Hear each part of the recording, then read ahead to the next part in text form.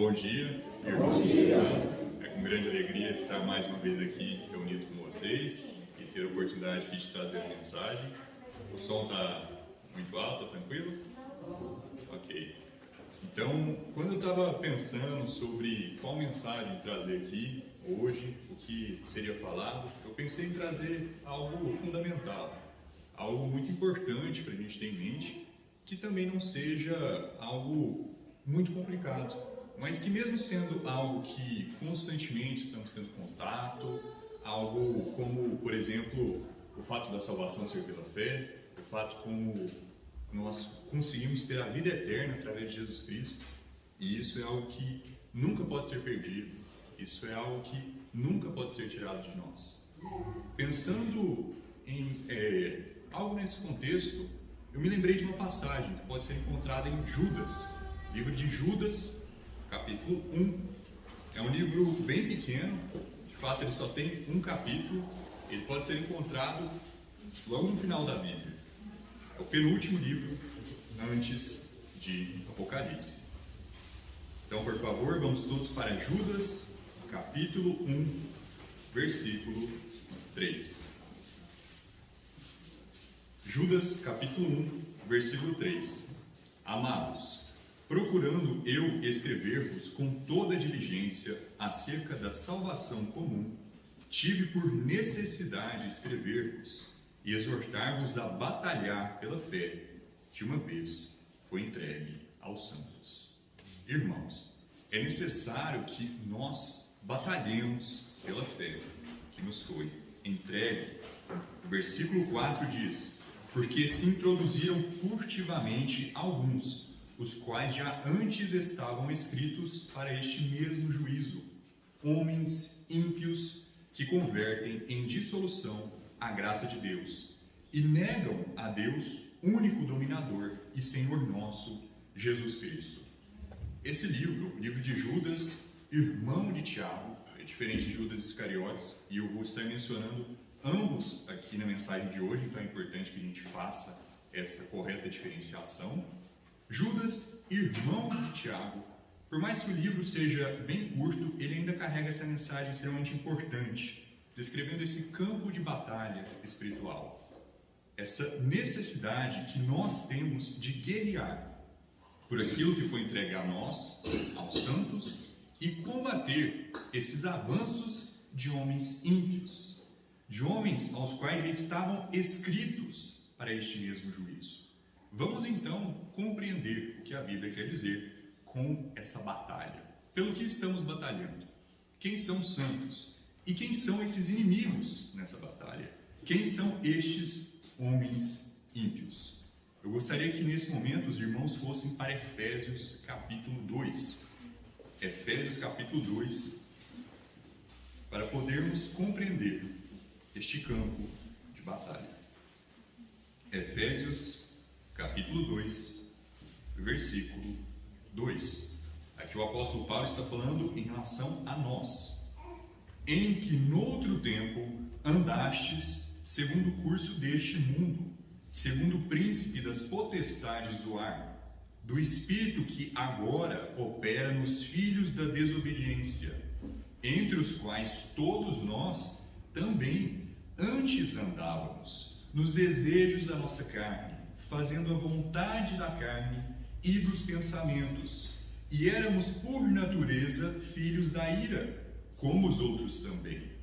Vejamos então que a Bíblia caracteriza o ser humano em seu estado natural como um filho da desobediência, como um filho da ira. E o porquê disso? Por natureza, nós possuímos a carne. Nós possuímos isso que a Bíblia chama de vontade da carne. Deus não nos criou com a intenção que pecássemos ou que desobedecêssemos a sua lei. Não é a vontade dele. Muito pelo contrário, a vontade de Deus é que façamos o que é santo, que nós sejamos obedientes à lei dele. Mas quando Deus nos criou, e assim foi com Adão e Eva, assim é hoje também, ele nos dá a oportunidade de escolher o que iremos fazer. Ele nos dá essa chance de escolhermos se vamos ser obedientes ou se vamos obedecer à carne. A carne, ela deseja fazer obras ruins. A carne, ela é preguiçosa. A carne prefere a mentira. A carne prefere o que parece ser mais fácil. Usando uma comparação aqui em uma sala de aula. Eu vou ter uma prova segunda-feira. Pode parecer mais fácil carnalmente eu não estudar e colar. Eu chego na hora da prova, eu colo, não estudei, não tive que me dedicar, não tive que me esforçar, e pode ser que eu até tire uma nota boa. Foi carnalmente mais fácil, mas em longa data não é o ideal. Eu não vou ter aprendido nada, eu não vou ter retido nada, eu não vou ter feito algo ético correto. Assim é quando obedecemos às vontades da carne. E por natureza, infelizmente, quantas vezes nós não obedecemos à carne? Nós não deixamos a carne escolher o que vamos fazer e acabamos pecando, transgredindo. E qual é o salário do pecado? A morte. A morte é o salário do pecado. Tanto uma morte física, isto é, nós realmente irmos e termos um fim aqui na terra, como também uma morte espiritual, no inferno, um tormento eterno, onde há chamas e ranger de dentes. Então, por conta de nossas escolhas, estamos sujeitos a essas duas mortes, a morte física e a morte espiritual. Somos então filhos da desobediência porque escolhemos desobedecer a Deus, e somos filhos da ira porque a Bíblia diz que a ira de Deus está sobre aquele que não crê em Cristo, sobre aquele que não acredita em Cristo. Então, naturalmente, estamos nessa condição.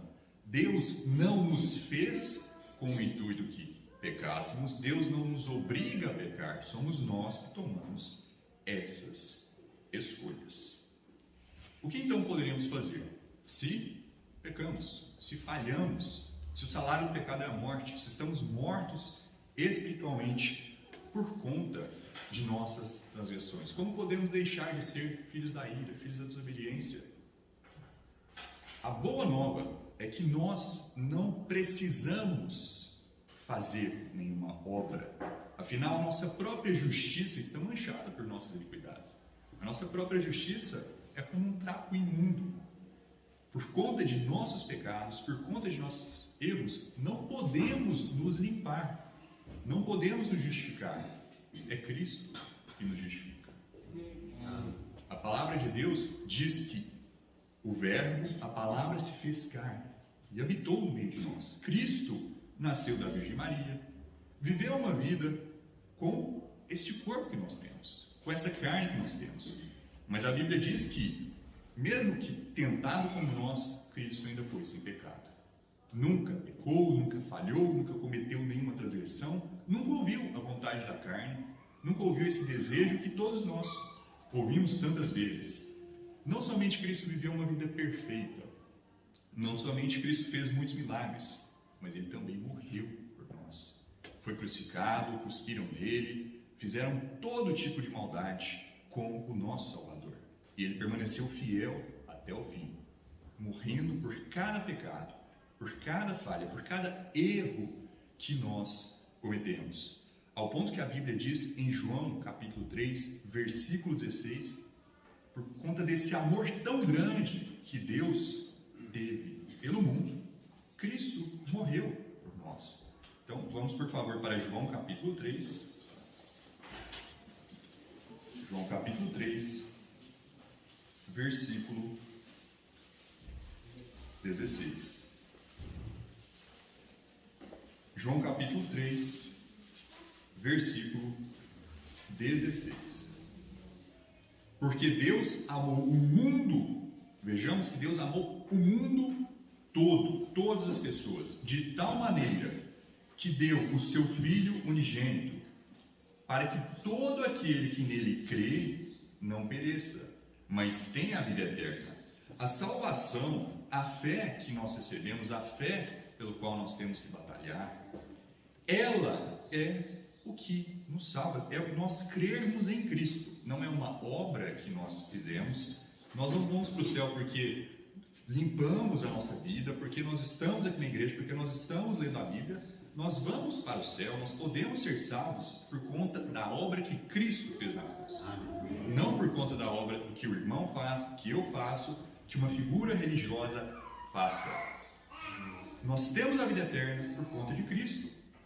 E essa vida nunca pode ser perdida. É algo constante. Vamos então virar a página aqui para João capítulo 1. Está bem próximo aqui de onde estávamos lendo. João capítulo 1. Porque o que acontece quando nós cremos? Se nós então éramos filhos da ira, se nós então éramos filhos da desobediência, o que acontece então quando uma pessoa crê em Jesus Cristo? João capítulo 1, versículo 12. Começando até do versículo 11 aqui. Veio para o que era seu e os seus não receberam, mas a todos quantos o receberam, deu-lhes o poder de serem feitos filhos de Deus, aos que creem no seu nome, os quais não nasceram do sangue, nem da vontade da carne, nem da vontade do homem, mas de Deus. Então toda aquela pessoa que recebeu a Cristo, toda aquela pessoa que crê em Cristo, o que é a fé? A fé é a substância das coisas não vistas. Nós não precisamos ver o reino de Deus materialmente aqui, nós não precisamos ver Jesus Cristo, ver Deus o Pai fisicamente aqui neste momento para crer. Nós não precisamos ter presenciado os homens santos movidos pelo Espírito Santo escrevendo a palavra de Deus para crer que isso é de fato a palavra de Deus. Isso é a fé. É crer, é confiar, é receber Cristo, mesmo sem termos visto todos os milagres. E é disso que uma pessoa precisa para ser salva. Eu, antigamente, era católico, a minha família ela era católica, e se você perguntar para um católico, você crê em Cristo? Ele vai dizer que sim. Se você perguntar para um testemunha de Jeová, se você perguntar para um adventista do sétimo dia, para qualquer denominação cristã, eles vão dizer que sim, acreditamos em Cristo.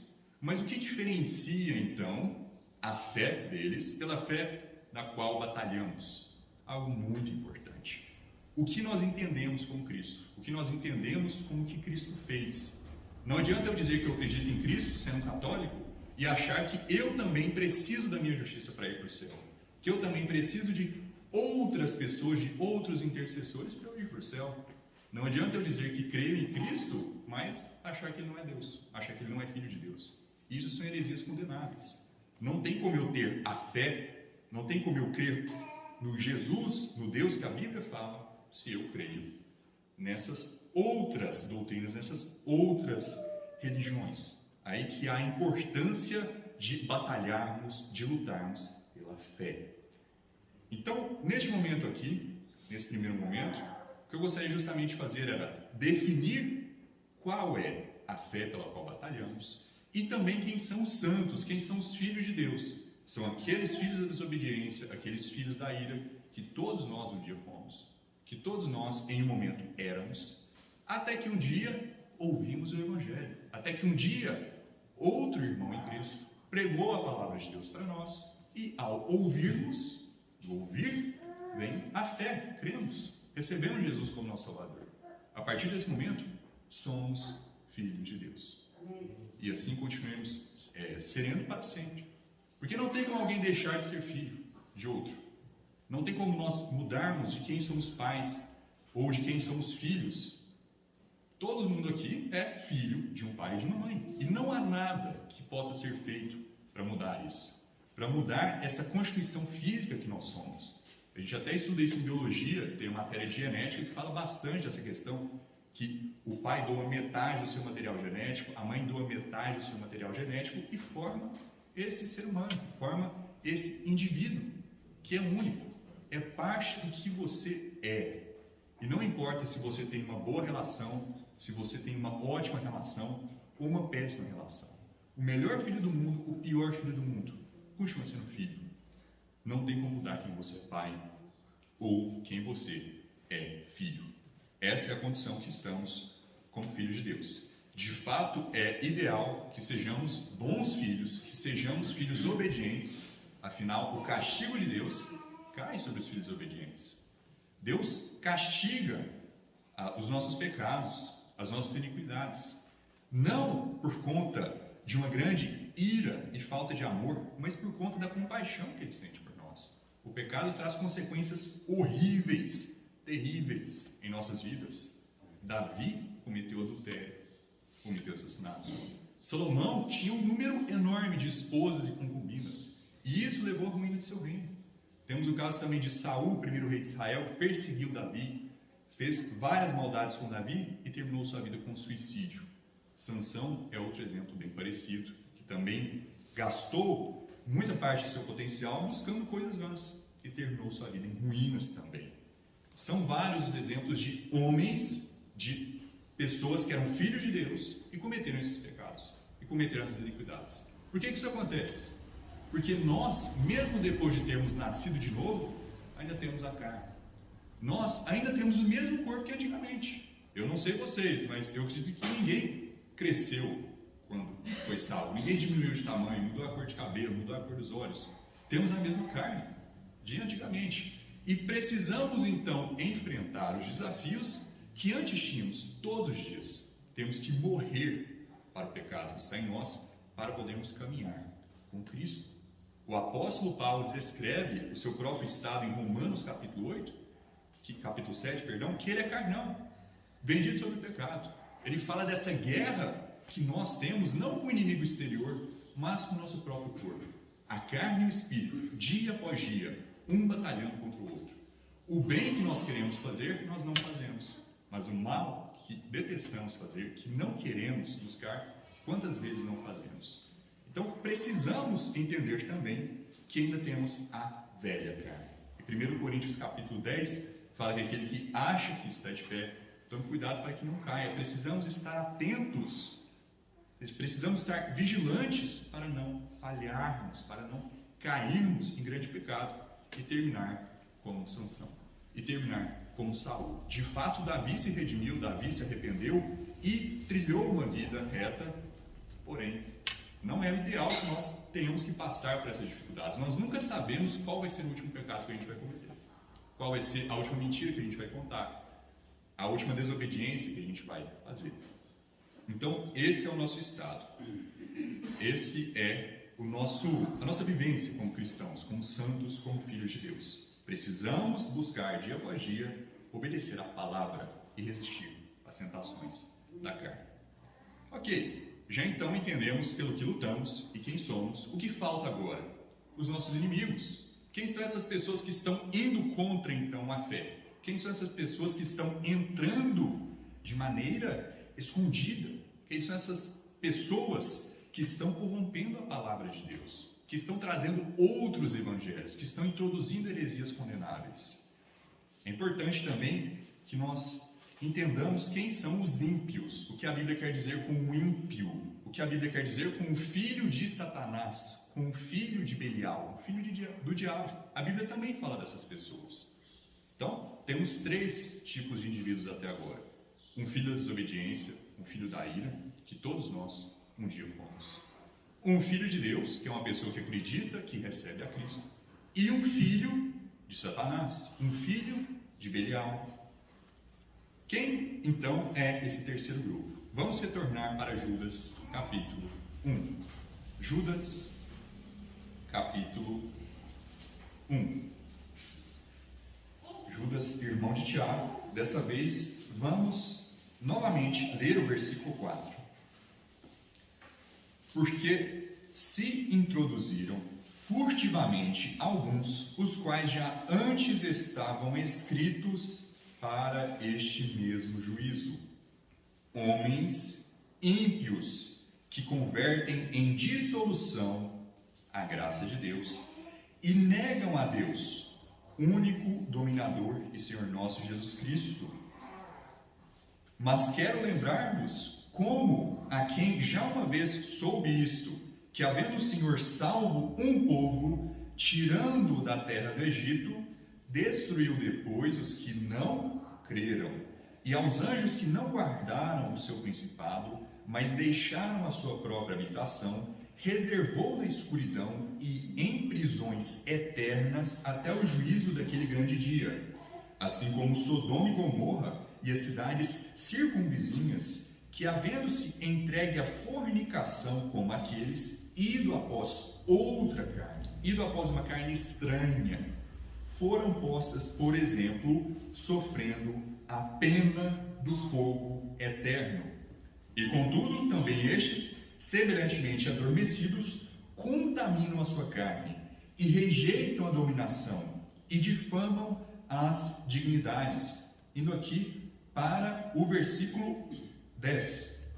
Estes, porém, dizem mal do que não sabem, e naquilo que naturalmente conhecem, como animais irracionais se corrompem.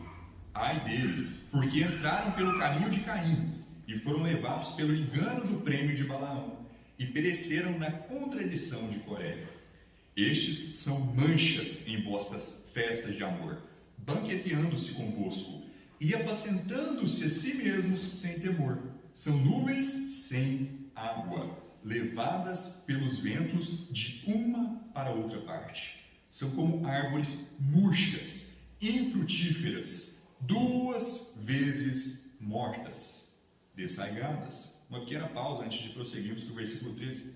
2 vezes mortos. O que acontece quando uma pessoa é salva? Ela vive novamente.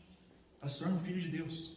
O que acontece nessa situação? A pessoa morreu 2 vezes espiritualmente. É como se fosse um extremo, um total contrário de um filho de Deus. Isso é o que um ímpio, 2 vezes morto, ondas impetuosas do mar, que espumam as suas mesmas abominações, estrelas errantes, para os quais está eternamente reservada a negrura das trevas. Essas pessoas, irmãos e irmãs, não foram predestinadas para a condenação. Deus não os obriga a ir para o inferno. Eles escolheram, eles tomaram essa decisão, e a Bíblia fala com grande detalhe acerca disso.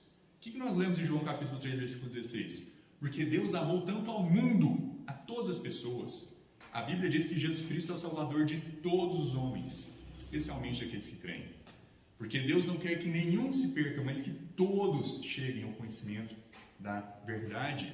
Cristo é uma propiciação não somente pelos nossos pecados, não somente pelos nossos erros, mas pelos pecados de todo mundo. A vontade de Deus, então, é que todos se tornem filhos de Deus. Mas nós temos essa situação aqui, onde essas pessoas escolhem tomar esse caminho de condenação. Então, como podemos passar desse contexto em que Deus amou tanto ao mundo, em que Cristo morreu pelos pecados de todos, para o que a Bíblia diz em Jeremias capítulo 6. Jeremias capítulo 6. É bem curto o versículo, não há necessidade que todos virem até lá. Como então podemos chegar dessa situação que acabamos de ler para Jeremias capítulo 6, versículo 30? Prata rejeitada lhe chamarão, porque o Senhor os rejeitou. Há pessoas neste mundo que foram rejeitadas por Deus. Há pessoas neste mundo que Deus não ama mais. Poxa vida, mas Deus não ama a todos a todo momento? Não é o que a Bíblia diz. Vamos para Oséias capítulo 9. Oséias capítulo 9.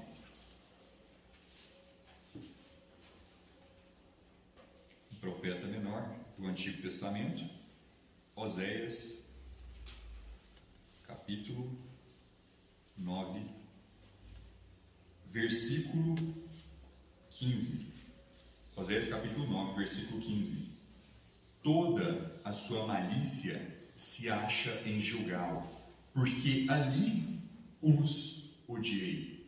Por causa da maldade das suas obras, lançá-los-ei para fora de minha casa. Não os amarei mais. Todos os seus príncipes são rebeldes. Vejamos então como chega um ponto onde Deus não ama mais essas pessoas, esse grupo de pessoas. Por quê? Eles são rebeldes. E não são rebeldes como um pecador qualquer, mas é um nível extremo de rebeldia, um nível extremo de dureza de coração. Há um processo pelo qual um filho da desobediência, uma pessoa não salva, uma pessoa que ainda não acredita em Deus, pode acabar passando, e é possível que ela se torne um filho de Belial. Vamos então agora para Romanos capítulo 1. Romanos capítulo 1 é provavelmente o texto que mais vamos dedicar tempo aqui, porque ele descreve com grande detalhe como uma pessoa chega a esse ponto. Quando a Bíblia diz de um ímpio, pode ter um contexto diferente, dependendo da situação. Assim como a palavra justo pode, em determinados momentos, apresentar contextos diferentes. Como assim? Um justo pode representar tanto uma pessoa que vive uma vida adequada, que vive uma vida correta, que obedece à palavra de Deus. Vamos supor um juiz justo, um juiz que não recebe suborno, um juiz que não aceita mentira, um juiz que julga retamente. Como também a Bíblia pode descrever um justo como sendo uma pessoa que foi justificada por Cristo. A Bíblia chama Ló de justo. Se lermos a história de Ló em Gênesis capítulo 19, não vamos ver um exemplo máximo de maneira de agir, mas ainda assim ele era um justo, porque ele era salvo, ele era um filho de Deus. Então, assim como temos dois contextos diferentes para a palavra justo, também temos dois contextos diferentes para a palavra ímpio. Um ímpio pode ser tanto um sinônimo de um pecador, algo bem próximo de uma pessoa que é desobediente. A Bíblia fala que Jesus justifica o ímpio. Todos nós agimos de maneiras ímpias no passado e todos nós pecamos também no presente. Porém, há esse contexto muito específico da palavra ímpio, que eu acredito que Judas, irmão de Tiago, está se referindo, que é dessa pessoa que se tornou um rejeitado, ou que a Bíblia chama de um reprovado. Romanos, capítulo 1, indo para o versículo 18. Porque do céu se manifesta a ira de Deus sobre toda a impiedade e injustiça dos homens, que detêm a verdade e injustiça. Já estamos falando de um tipo específico de pessoas. Um tipo de pessoa que detém a verdade. Ela possui, ela sabe o que é a verdade, mas ela ainda guarda a injustiça. Porquanto o que de Deus se pode conhecer, neles se manifesta, porque Deus lhe manifestou. Porque as suas coisas invisíveis, desde a criação do mundo, tanto o seu eterno poder como a sua divindade, se entendem e claramente se veem pelas coisas que estão criadas, para que eles fiquem inexcusáveis. As coisas invisíveis, o reino de Deus, a existência de Deus, ela é evidenciada no nosso dia a dia, no mundo natural, com o sol, a lua, as estrelas, os animais, a complexidade que é o mundo natural. É algo absurdo, assim, o quanto que um ser vivo interage com o outro, o quanto que há um aprofundamento de uma mínima bactéria que é importante para que nós consigamos comer alimentos. Então, é impressionante de fato estudar a maravilha que é a criação de Deus, como que Deus é sábio, como que Deus é bom, como que Deus é santo. E isso tudo serve como um testemunho do poder de Deus, da maravilha de Deus. Não somente isso, mas também essas pessoas ouviram o Evangelho, essas pessoas tiveram contato com o caminho da Bíblia para o céu. Eles tiveram a oportunidade de crer. Mas o que aconteceu? Versículo 21. Porquanto, tendo conhecido a Deus, não o glorificaram como Deus, nem lhe deram graças. Antes, em seus discursos, se desvaneceram, e o seu coração insensato se obscureceu. Tendo a oportunidade de serem salvos, não deram glória a Deus. Que exemplo de pessoa pode ser dito que endureceu o seu coração diversas vezes para Deus e que depois vemos que a Bíblia diz que Deus endureceu o coração dessa pessoa? Logo no início da Bíblia, no livro de Êxodo, Faraó. Faraó é um exemplo muito importante para entendermos de um reprovado. Moisés foi até ele. Ele viu o cajado ser transformado em uma serpente. Ele ouviu a palavra de Deus, mas ainda assim, ele não quis deixar o povo ir. Ele viu a água ser transformada em sangue. Ele viu os gafanhotos. Ele viu as rãs, os sapos, cada praga, cada destruição, cada milagre e também punição que Deus trouxe sobre o Egito. E ainda assim, em nenhum momento, ele mudou.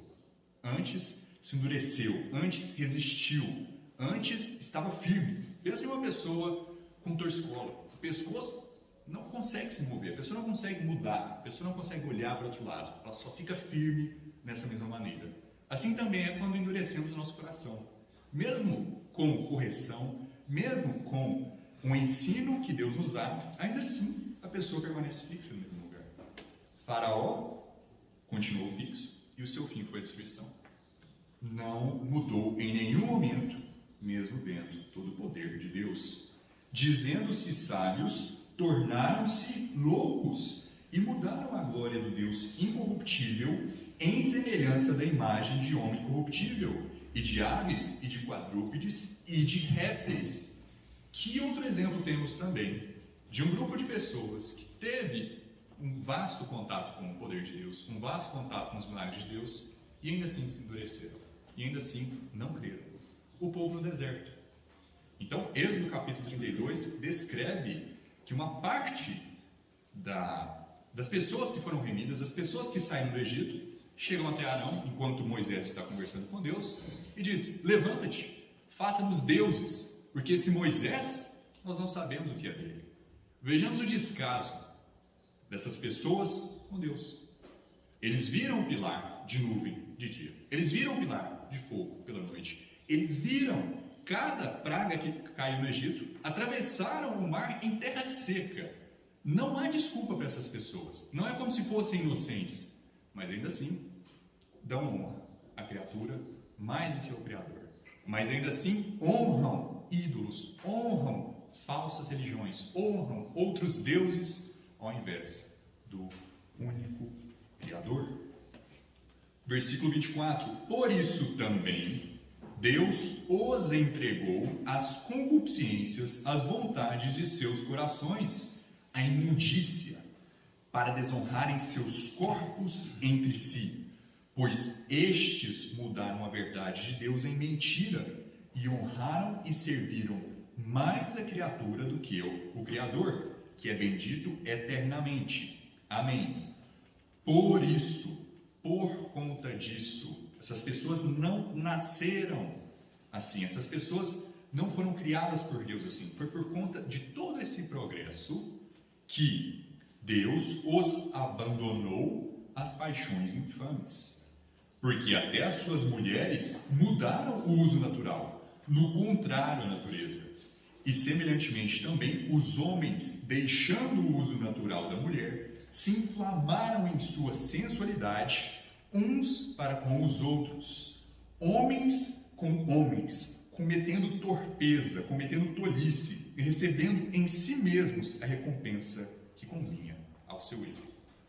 Há certos pecados, como eu já mencionei anteriormente, que nós, como cristãos, ainda podemos cometer, porque nós temos a carne, nós ainda temos o mesmo corpo que antigamente.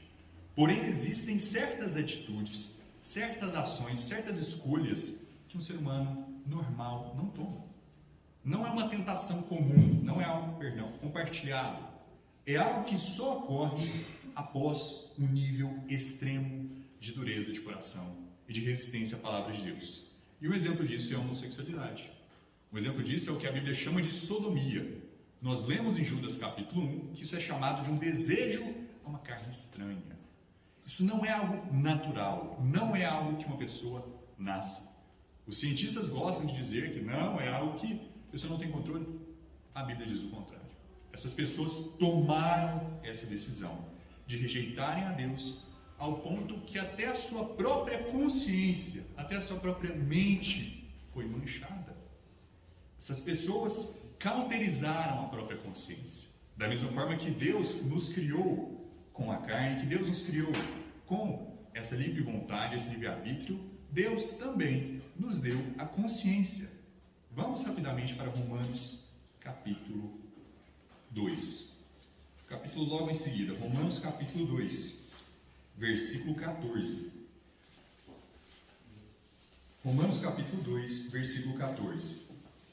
Porque quando os gentios que não têm lei fazem naturalmente as coisas que são da lei, não tendo eles lei, para si mesmos são lei.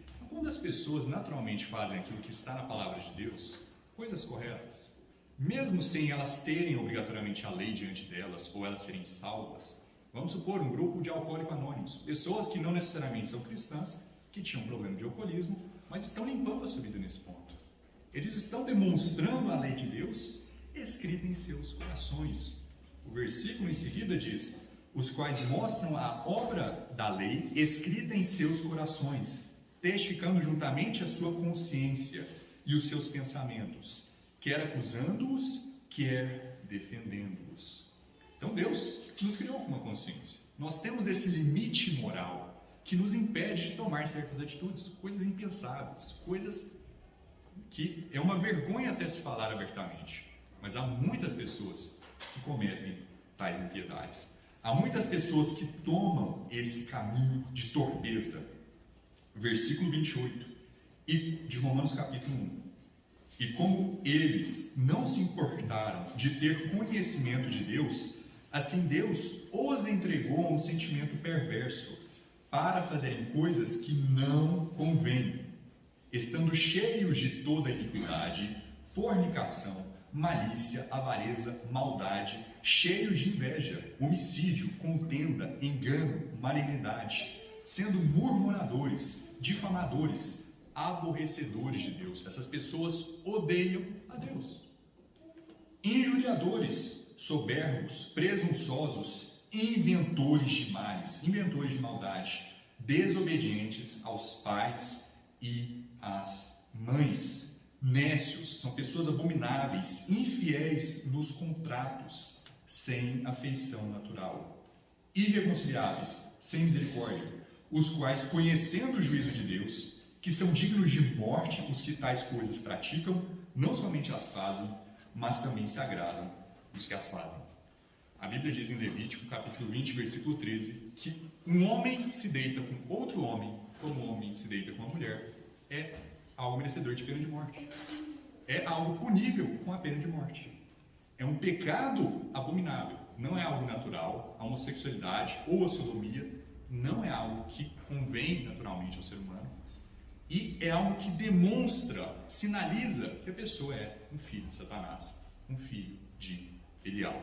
É como uma serpente, uma cobra coral, que tem a sua cor avermelhada, amarelada e preta, demonstrando: eu tenho veneno, eu sou mortal. Essas pessoas também, um certo grupo de reprovados, eu não estou falando que todos obrigatoriamente que odeiam a Deus, que são estes ímpios que estamos estudando, são também homossexuais, mas todo homossexual, como aqui está caracterizando, é um reprovado. Porque para chegar nesse ponto de sodomia, antes ele teve que ouvir a palavra de Deus e se endurecer, e se endurecer, e se endurecer. Somente depois de ser entregue às refeições vis, ele então toma este caminho. Não é algo que vem do dia para a noite, não é algo que acontece no nascimento, é um processo que a pessoa passa, um processo de abominação, um processo de impureza que a sociedade tanto gosta de ter orgulho. Comemoram celebrações, fazem meses celebrando este pecado. E não é somente este um dos sinalizadores de que a pessoa é um reprovado. Temos também aqui que essas pessoas não têm afeição natural, essas pessoas não sentem pena, essas pessoas não sentem nenhum tipo de amor pelo próximo. No grupo criminal, de certa forma, não tem contato com essas pessoas. São psicopatas. Nos Estados Unidos tem muitos casos famosos, no Brasil também tem, pessoas que matam, nenhum tipo de mudança, nenhum tipo de misericórdia. Não importa o limite para eles, eles não têm. Pessoas que fazem todo tipo de maldade, até mesmo abusam de crianças pequenas. Essas pessoas existem no mundo. Por que elas fazem isso? Como elas chegaram nesse ponto? Não é um assunto extremamente agradável, mas essas pessoas existem. E o que a Bíblia fala delas? Esses são os ímpios. Esses são os principais inimigos na fé. Qual é outro exemplo de uma pessoa que a Bíblia descreve que teve um grande contato com Deus, que teve um grande contato com o poder e os milagres de Deus, mas ainda assim não creu? Judas Iscariotes. Diferentemente do Judas, irmão de Tiago, que estávamos lendo, Judas Iscariotes nunca acreditou em Cristo. Ele teve contato com os milagres, ele teve contato com os apóstolos, ele teve toda essa presença, toda essa evidência, mas ele nunca acreditou. A Bíblia diz que Jesus sabia desde o princípio aqueles que não criam nele e aquele que o havia de trair. A Bíblia diz que Judas era um diabo. Por que a Bíblia utiliza essa linguagem? Porque a Bíblia diz em Judas, que a gente acabou de ler, que essas pessoas são animais irracionais. Porque um ser humano, sem a sua consciência, é como um animal. Um ser humano sem o seu limite moral é como um cão, é como um suíno, é como uma víbora. Jesus utilizava essa nomenclatura. Não dê o que é santo aos cães, nem jogue suas pérolas aos porcos. João Batista, repreendendo os fariseus, os chamaram de geração de víboras. Isso é Bíblia. É um assunto desagradável, mas ainda assim é algo importante que temos que entender. Por favor, vamos para 2 Pedro, capítulo 3. 2 Pedro, capítulo 3. O essencial que eu diria que é importante entendermos acerca desse assunto é: essas pessoas não nasceram assim, Deus não obrigou essas pessoas a tomarem esse caminho, eles o tomaram de total livre escolha. Eles o tomaram de total decisão. Deus em nenhum momento queria que fosse dessa forma. A Bíblia diz que os inimigos do Senhor deveriam ter se submetido a eles. Essas pessoas deveriam ter aceitado o Evangelho, mas elas escolheram assim fazer. 2 Pedro, capítulo 3. Indo aqui, é capítulo 2, 2 Pedro, capítulo 2. Indo para o versículo 12. Mas estes, como animais irracionais, que seguem a natureza, feitos para serem presos e mortos, blasfemando do que não entendem, perecerão na sua corrupção, recebendo o galardão da injustiça. Pois que tais homens têm prazer nos deleites cotidianos, manchas são eles, e máculas, deleitando-se em seus enganos, quando se banqueteiam convosco, tendo os olhos cheios de adultério, e não cessando de pecar, engodando as almas inconstantes, tendo o coração exercitado na avareza, filhos da maldição, os quais, deixando o caminho direto, erraram-se no caminho de Balaão, filho de Beor, que amou o prêmio da injustiça, mas teve a repreensão da sua transgressão. O mudo jumento, falando com voz humana, impediu a loucura do profeta. Aqui nós temos Balaão, um falso profeta do Antigo Testamento, que é outro exemplo de um reprovado. Os falsos profetas, a Bíblia os chama de reprovados. Olha a maldade que tem que ter no coração de uma pessoa para saber o que a Bíblia diz, para saber que a salvação é pela fé, para saber que a vida é eterna, se levantar, ir até uma igreja, pregar para uma congregação inteira que você tem que fazer obras, que é sobre você, que a salvação é sobre a pessoa, que não é sobre Cristo, dizer que Cristo não é Deus, dizer várias heresias condenáveis. Isso ocorre não somente pelo Brasil, mas por todo o mundo. Essas pessoas sabem que estão conduzindo várias para o inferno, mas não se importam. Para eles, o dinheiro é mais importante. Para eles, a fama, a própria glória é mais importante do que as almas das pessoas perdidas. É uma maldade incomparável. Versículo 17. Estes são fontes sem água, nuvens levadas pela força do vento, para os quais a escuridão das trevas eternamente se reserva. Parece que a gente está lendo Judas de novo. Prometendo-lhes liberdade, sendo eles mesmos servos da corrupção, porque de quem alguém é vencido, do qual faz também servo, porquanto, se depois de terem escapado das corrupções do mundo, está falando aqui dos reprovados. Eu já ouvi algumas pessoas, especialmente falando de Assembleia de Deus, que utilizam versículos assim para dizer que alguém pode perder a salvação. Para dizer que uma pessoa salva, que se envolve em muitos pecados, não é mais filho de Deus.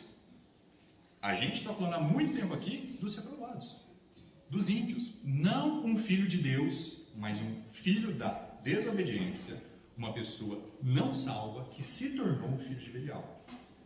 Essas pessoas que ouviram o Evangelho, que tiveram a chance de acreditar, que passaram por essa experiência, porquanto, se depois de terem escapado das corrupções do mundo, pelo conhecimento do Senhor e Salvador Jesus Cristo, forem outra vez envolvidos nelas e vencidos, tornou-se-lhe o último estado pior do que o primeiro. Porque melhor lhes fora não conhecerem o caminho da justiça, do que conhecendo, desviarem-se do santo mandamento que lhes fora dado. Deste modo sobreveio-lhes o que por um verdadeiro provérbio se diz: o cão voltou ao seu próprio vômito, e a porca lavada ao espojador. Essas pessoas que tiveram a oportunidade total de crer, se sujaram novamente, foram envolvidos novamente com essa corrupção. Vamos também para Hebreus, capítulo 6, tem uma passagem paralela muito interessante acerca dessa questão. Hebreus capítulo 6, muito próximo de 2 Pedro. Hebreus capítulo 6, versículo 4. Hebreus capítulo 6, versículo 4. Porque é impossível que os que já uma vez foram iluminados e provaram o dom celestial e se tornaram participantes do Espírito Santo. Uma pessoa salva, um filho de Deus, foi até essas pessoas, pregou o Evangelho para eles. Eles tiveram essa experiência com o Espírito Santo. Eles tiveram essa experiência com a Palavra de Deus. Se tornaram participantes do Espírito Santo. Não é que eles eram salvos, tinham o Espírito Santo dentro deles e então caíram. Eram pessoas que tiveram contato com a Palavra de Deus. Versículo 5. E provaram a boa Palavra de Deus e os poderes do século futuro. E recaírem, se eles caírem, sejam outra vez renovados para arrependimento. É impossível que essas pessoas sejam renovadas para arrependimento. Por que motivo? Por que razão? Pois assim quanto a eles, de novo crucificam o Filho de Deus e o expõem ao vitupério. É como se essas pessoas, pelo fato de terem morrido 2 vezes, é como se Cristo tivesse que morrer de novo por eles. Cristo não vai morrer de novo. Cristo não vai se fazer carne e vir aqui na terra novamente e morrer pelos pecados de várias pessoas. Cristo morreu na cruz uma vez pelos pecados de todo mundo. Quanto a esses que tomaram essa escolha, não há mais o que ser feito. Não há mais o que se pode mudar. Só para a gente estar concluindo, então, eu gostaria também de ir para 2 Timóteo, capítulo 3. 2 Timóteo, capítulo 3, depois retornamos para Judas e encerramos. Não é que Cristo não morreu pelos pecados dessas pessoas. 2 Timóteo, capítulo 3. Não é que Deus não amou essas pessoas em algum momento. O fato é que eles não vão crer. Mateus capítulo 13 até fala dessas pessoas. Jesus Cristo fala que tendo olhos, não veem. Tendo ouvidos, não ouvem. O seu coração se fez pesado para que em nenhum momento eles vejam ou ouçam e sejam curados. As pessoas enrijeceram ao ponto onde não há mais chance. 2 Timóteo capítulo 3, versículo 1. Sabe, porém, isto, que nos últimos dias sobrevirão tempos trabalhosos, porque haverá homens amantes de si mesmos, avarentos, presunçosos, soberbos, blasfemos, desobedientes a pais e mães, ingratos, profanos, sem afeto natural, irreconciliáveis. A ministração que Cristo nos dá ao evangelizar é a ministração da reconciliação. Como reconciliar alguém que é reconciliado? Como conciliar com essas pessoas se eles são implacáveis? Sem amor para com os bons, traidores, obstinados, orgulhosos, mais amigos dos eleitos do que amigos de Deus, tendo aparência de piedade, mas negando a eficácia dela. Destes, afasta-te. O que devemos fazer em relação a essas pessoas? Afasta-te, fique longe, não esteja junto. Se você sabe que a pessoa é um filho de Belial, por que você vai estar próximo dela? Se a Bíblia está dizendo, afasta-te. Não seja levado junto na onda de estar próximo de pessoas que vão te fazer mais mal do que bem. E é muito importante entendermos também que no caso de Judas Iscariotes, como mencionado, ele não demonstrou que ele era um reprovado. Ele fingiu ser um irmão em Cristo, ao ponto que ele era o que tinha a bolsa de dinheiro.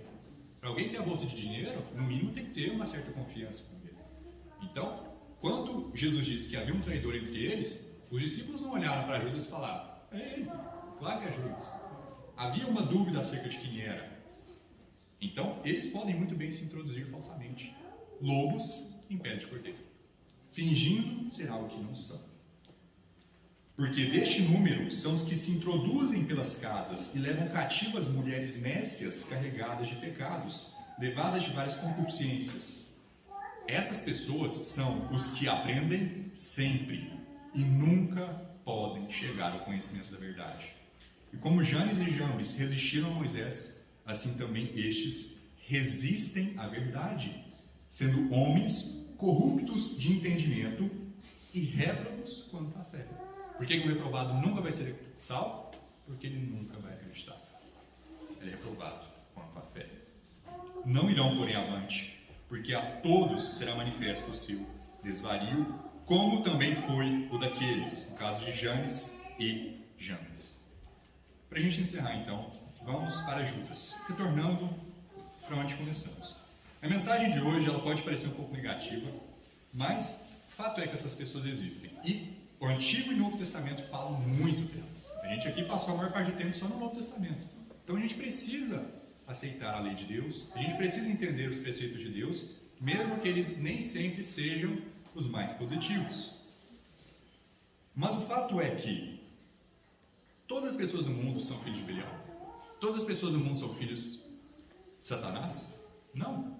Ainda há muitas pessoas por aí que nunca ouviram o Evangelho ainda, ou há pessoas que já ouviram o Evangelho e podem ouvir de novo.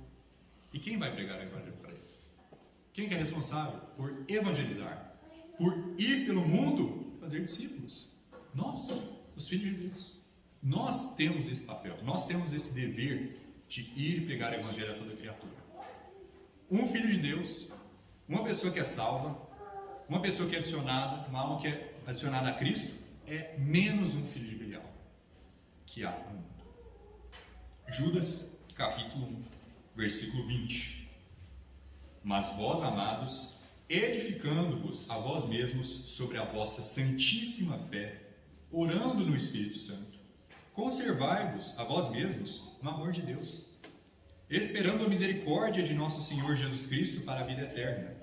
E apiedai-vos de alguns, usando de discernimento, e salvai alguns com o temor, arrebatando-os do fogo, odiando até a túnica manchada da carne. É nosso dever salvar para Cristo o máximo de pessoas que nós conseguimos. Pregar o Evangelho, estar prontos para dar a resposta da esperança que é em nós. Batalhar de fato pela fé. Ora, aquele que é poderoso para vos guardar de tropeçar e apresentar-vos irrepreensíveis com alegria perante a sua glória, ao Deus único, sábio, Salvador nosso, seja glória, majestade, domínio e poder, agora e para todo sempre. Amém. Oremos. Senhor Todo-Poderoso, Criador do céu e da terra, muito obrigado pela Tua palavra, muito obrigado pelos Teus mandamentos, pelos Teus avisos, exortações, pelo amor que Tu tem para conosco. Muito obrigado, ó Senhor, por cada alma que foi ganhada para Cristo. Nos ajude a estarmos prontos para evangelizar, nos ajude a estarmos preparados para dizer a razão da esperança que é em nós. Muito obrigado por tudo. Em nome de Jesus Cristo, oramos. Amém.